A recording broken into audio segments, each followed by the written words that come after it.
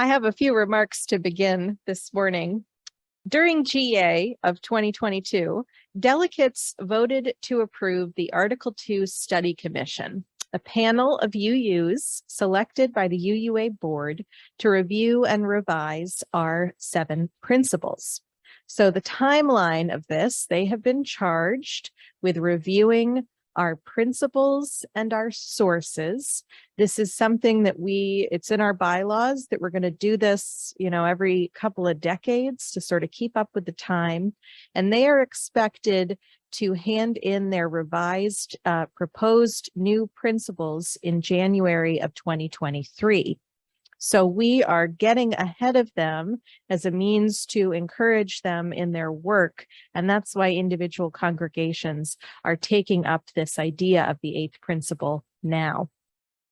Our principles are not commandments etched in stone. They are rather meant to be continuously revelatory, shifting in language and intention with the times in which we are living. In their charge to the Article 2 Study Commission, the UUA board writes, "The new principles and purposes should guide us in the transformation of ourselves, our communities, and our faith into active networks of collective care, restoration, and justice. The principles and purposes you will prepare should be a living document that challenges Unitarian Universalists to a place of liberation of all, in all of our dimensions at the center of our lives. We should be honest about our past and name where we hope to be, not just for today, but looking out at the horizons. They should ask us to choose love in action as the path forward. Our commitment to anti-racism, anti-oppression, and multiculturalism is love in action and should be centered in any revision of Article 2. Finally, the principles and purposes should lead us into the second quarter of the 21st century while honoring the historic roots of our liberal progressive faith. In their charge, the UUA board specifically calls for the consideration of 2 things. The first is the adoption of the 8th principle, which we are discussing today, and the second is an expansion of the first principle so that it might include the inherent worth and dignity of all forms of life, including animals and the natural world. Our principles were first written when Unitarians and Universalists merged traditions in 1961.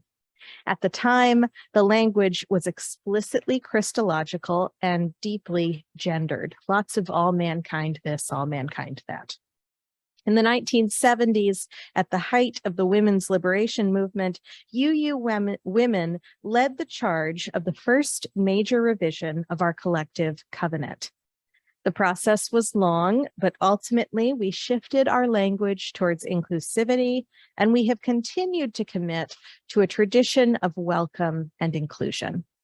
If you are curious about the evolution of the principles, I encourage you to read Warren Ross's article, Shared Values, available online from UU World. And if you forget any of these sources I mentioned, just ask me or email me. I'm happy to get them to you.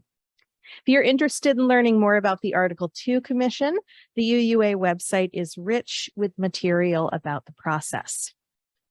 If our congregation votes to adopt the 8th principle, probably by congregational special meeting later in the fall, we will send the message to the UUA that justice, restoration, and liberation are chief among our goals of our association's member congregations and foundational to our collective purpose.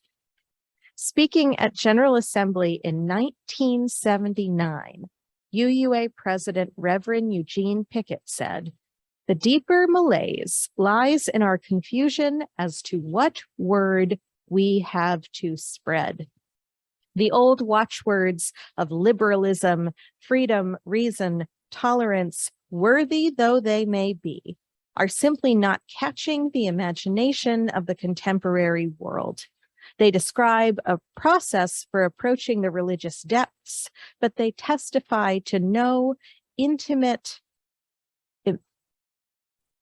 they describe a process for approaching the religious depths, but they testify to no intimate acquaintance with the depths themselves.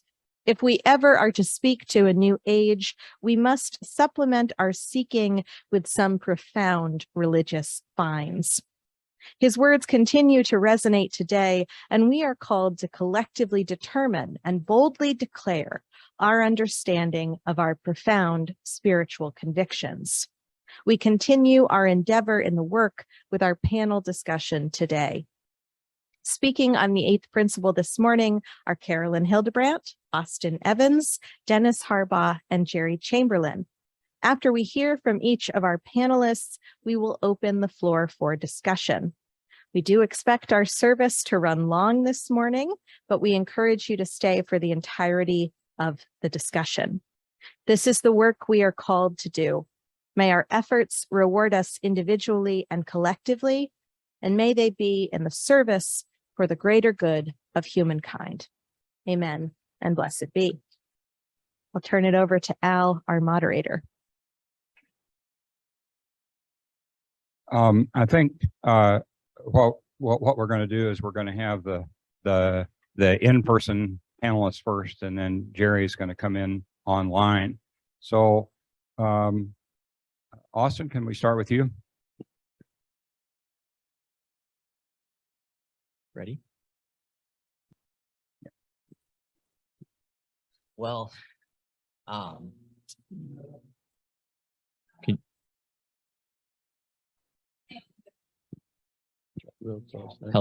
There you go. Okay. Yeah, this is a tough one to get started on. I think this is a tough topic for our congregations to think about. I guess when I'm new to the UU, so I don't have all the history that a lot of our congregation has with many lifelong UU members and members who've been here for many years.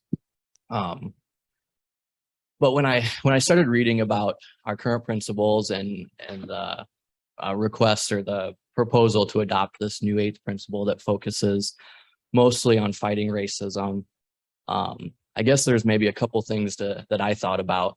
And the first one is, when we come into a congregation, especially ours, there's many people that look like us, white people, mostly European descent, not a lot of diversity in that realm, a lot of gender diversity, but outside of that, not a lot. So I think adopting an eighth principle is something that would maybe stimulate some action within our congregations, give people something to strive for, to go out and fight for diversity in our congregation, but also to help our neighbors. We live in a community that's high percentage people that are not white, whether that's Black or Indian descent. So, our neighbors, our fellow community members, they're going through things that maybe we don't comprehend or, we're not familiar with because we're all the same color, we're all white. But then on the counter side, I guess, when you think about adopting a principle that focuses solely on racism, maybe it's hard because we also live in a world where gender is a big deal. There's discrimination for women, discrimination for the LGBTQ plus community. So adopting a principle that focuses solely on racism and maybe leaving that group of people out is also hard to make a decision on. But I guess when I did some more reading on the UUA and thought about this a little bit more, I looked at it more from the perspective that the UUA over the last, at least recent years, has done a really good job with their welcoming congregations. We see a lot of LGBTQ plus members in our UU congregations, in ours and outside of ours. We see a lot of congregations that are fighting for women's rights and for gender justices. And I think we do see less people fighting for racism. We still see it. It's still a prominent issue that we are passionate about. But I guess where I stand is I think adopting an eighth principle would be good to stimulate some of that action and get more people involved in issues that revolve around racism. Thanks, Austin. Dennis, you want to go next? Sure. I'll just start out by saying that the existing 7 principles feel very personal to me. You know, they're really the blueprint of how I try to live my life on a daily basis. And if I were to take a blank sheet of paper and write out the values and priorities of how I'd like to live, or what I'm striving, the life I'm striving to live, that's pretty much exactly what it would look like. And I feel like the wording of our existing 7 principles is nearly perfect. You know, each individual one is specific, but not narrow. And taken all together, they're comprehensive, but they're not vague. And that's an incredibly fine line to walk. And I really feel like our existing 7 principles are truly inspired. So given that they're so close to my heart, they're the only principles I've ever known since I joined the UU 23 years ago. And so I'm naturally, my initial reaction is to be very skeptical, or at a minimum, look with a very critical eye toward any attempt to change them or alter them or add to them. I've never been a big believer in change just for change's sake. Never have been. At the same time, I always talk to people about how I want the US Constitution to be a living, breathing document, and how, you know, I don't want it just to reflect the values of wealthy white men 250 years ago. So I had to think, okay, well, I guess I need to open up my mind to the idea that maybe the UU principles may need to be altered or added to too in order to stay relevant or vital, you know, as time moves on. And I had to remind myself too, the last one, the 7th principle, was just added in 1984, which isn't all that long ago. So I've had to consciously reset my thinking and try to be open to this 8th principle. And when I did that, I really I felt like I found some truth on both sides, on the pros and cons of this. You know, I've read criticism that the 8th principle is worded differently than the others, and that it's more of a call to action rather than a principle. That doesn't really, well, I agree that the language, I personally think the language is very convoluted and unnecessarily long, and I'd love to see it edited down. But other than that, that criticism doesn't really resonate with me. It doesn't ring true because I see each of the 7 principles now as a personal call to action. So that criticism doesn't really sit with me, doesn't mean much to me. Now, I've also heard people say, well, you know, if we all fully lived out the first 7 principles, there wouldn't be a need for an 8th principle. And I think there's a lot of truth in that. But when my first reaction when I first saw the 8th principle was one of concern that racism was singled out and gender and class discrimination was not. Because those are the 3 lenses that I see the world through, is race, gender, and class. And I still have that concern. But as I really sat with it and thought with it, I realized that gender and class discrimination can be and is included under the phrase racism and other oppressions. So then the more important question became for me, is the specific mention of racism a good and important thing, 1, for our congregation, and 2, for the larger UU denomination? And I ended up answering yes to both of those questions. You know, sometimes I try to purposefully put myself as a white male into being a minority somewhere. And I have no idea what it's like to live as a person of color in the US, but I tried to put myself in the shoes of a person of color walking into our building, much like what Austin mentioned, and seeing our 7 principles. And then that same person walking into the building and seeing that 8th principle on the wall over here. And I thought, would that make a difference to that person? And I think it would. I wondered about, is it a good reminder for us to walk in every time we walk in the building and see that reminder how important it is to dismantle racism and other oppressions in ourselves and other institutions. And I think it is. And I thought, well, will this 8th principle stand the test of time? And I think it will. So for those reasons, and realizing we might end up with 9, 10, or 11 principles someday, I would support some version of this 8th principle. Although I'd sure like to maybe do some editing on it and tighten the language to really emphasize what I think is the core of that principle. So that's my personal journey with the 8th. Thanks, Dennis. And by the way, we are running a bit long today, and I will continue the service as long as necessary for everybody to be heard. And if people need to leave at a certain time, that's fine, but I'm not going to treat 11:15 as holy writ here. So go ahead, Carolyn. Okay. I agree with Dennis, and I am encouraged by and other oppression being in that statement. And what I'd like to do is focus on beloved community. It's a concept that we explored when we were as a search committee looking for a new minister, and when we found Eva Cameron. And I do love the idea of beloved community, and we don't talk much about love in any of these principles. To quote from the UUA website on the 8th principle, beloved community happens when people of diverse racial, ethnic, educational, class, gender, abilities, sexual orientation, backgrounds, and identities come together in an interdependent relationship of love, mutual respect, and care to seek to realize justice within the community and in the broader world. I support the adoption of the 8th principle because there is more work for us to do to build our beloved community in all of those respects, regardless of who we are or where we come from.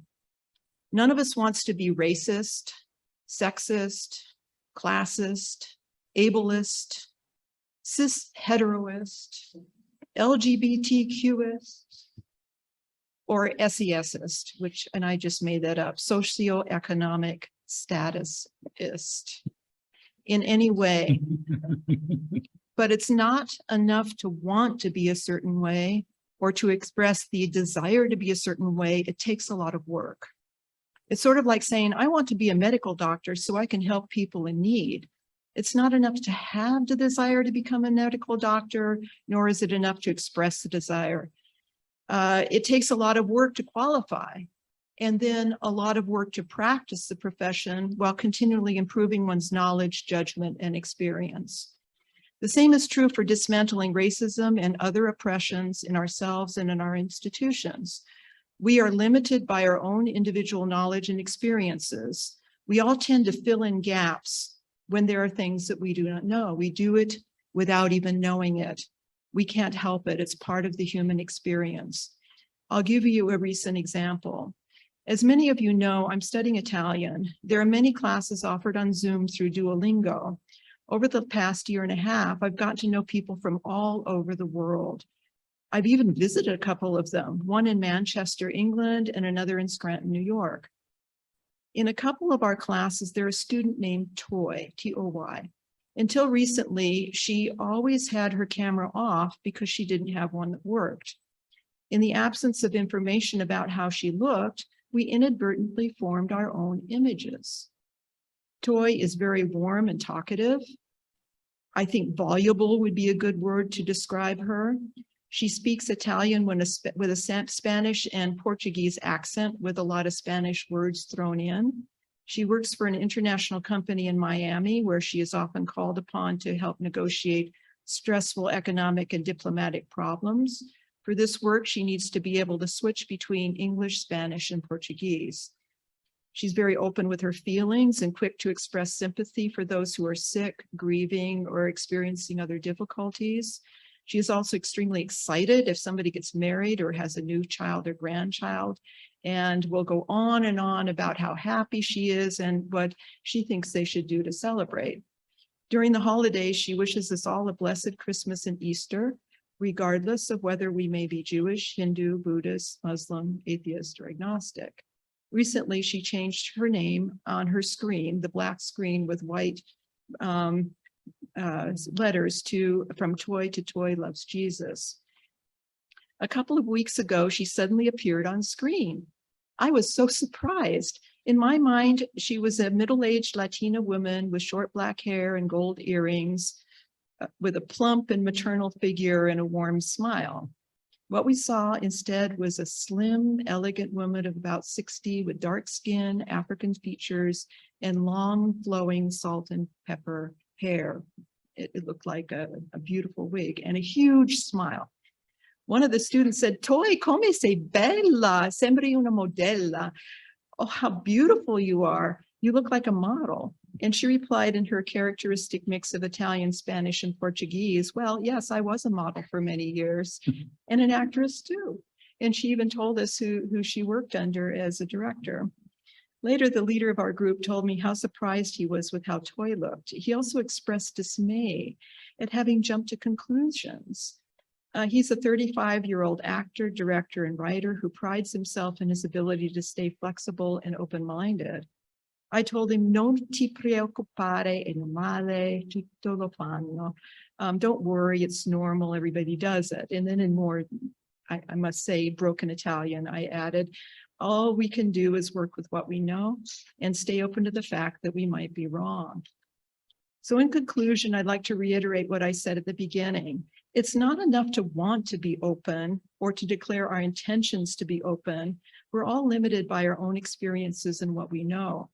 I believe the 8th principle will help us do that as individuals, as a congregation, and as a denomination as a whole. So therefore, I vote to adopt the 8th principle. Thank you, Carol. And I love these panels because it reminds me how much wisdom there is in our congregation. I'm talking as a cognitive developmental psychologist. Right. This is what we do, Right. everybody. Okay, so now we'll turn to Jerry Chamberlain, who's on Zoom. Jerry? Thanks, Al. Before I start, I would like to first say that Dennis' comments about the 7 principles as they are written, they are dear to us, and I think they were done very, very well. And something that the audience may not know is the 4 of us did not get together and know what the others were saying. So you may hear some repetition in our comments today. In the last few years, I've encountered the topic of the 8th principle, both in UU World articles and occasionally on the UUA website when I've been searching for something else, actually. Now that the UUA is moving forward and asking for congregations' input on the proposed 8th principle with a feedback deadline we must meet, I revisited the proposed wording along with my initial impressions and decided that serving on this task force was important to me.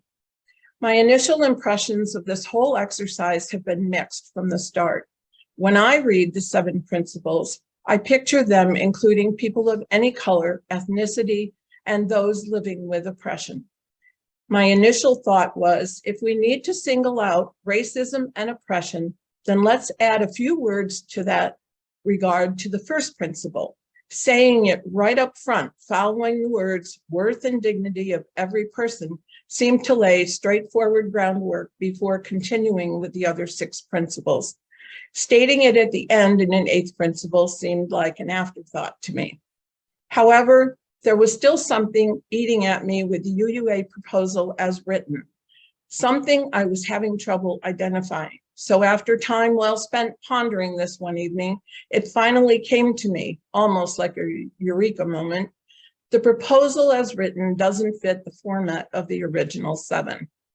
Early on in our task force meetings, we learned about articles we could read and videos we could watch to better inform ourselves. And those sources would be available to anyone who wants to reach out to Al or any of us on the task force. This was extremely helpful. As I learned through videos, there were others who had similar reactions as I did.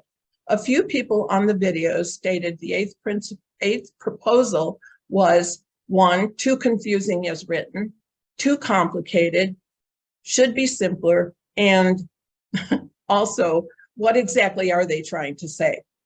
One person stated as if we would all live by the first principle, we'd not need the other 6. Well, yes, perfect solution, but not practical, I know.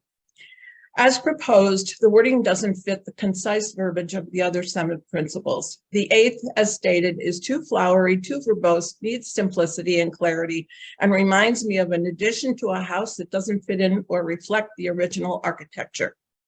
When an architect is hired to design an addition to an existing building, they take into consideration the style of the original structure. My impression has been that, as written, it feels as if each person on the committee charged with writing the proposal got to have a few words representing their thoughts. I don't know if Mandy has that shot available of the proposal, or if you have access to seeing it. The lead-in sentence for all the principles is, and you can look at this, the side wall, the east wall, because this will be on the east wall. We, the member congregations of the Unitarian Universalist Association, covenant to affirm and promote. And then the 6 principles follow. As a reminder, here is the 8th principle as proposed. And this would follow the covenant to affirm and promote. Journeying towards spiritual wholeness by working to build a diverse, multicultural, beloved community by our actions that accountably dismantle racism and other oppressions in ourselves and our institutions. After working through the fluff in the UUA proposal, I came up with 2 suggestions that could, with a tiny bit of tweaking, be a part of the first principle, or as is a separate 8th principle. So here are my 2 suggestions, and there will be many more out there, I'm sure. So following covenant to affirm and promote, it could be working toward building a diverse, multicultural, beloved community that dismantles racism and other oppressions, or possibly the work of dismantling racism and other oppressions in ourselves and our beloved community. These are hardly the only options. I understand that some churches have already accepted the proposal as written. Others are hoping the UUA revisits and reworks it. During today's discussion time, we look forward to hearing your views on this important topic. Thank you.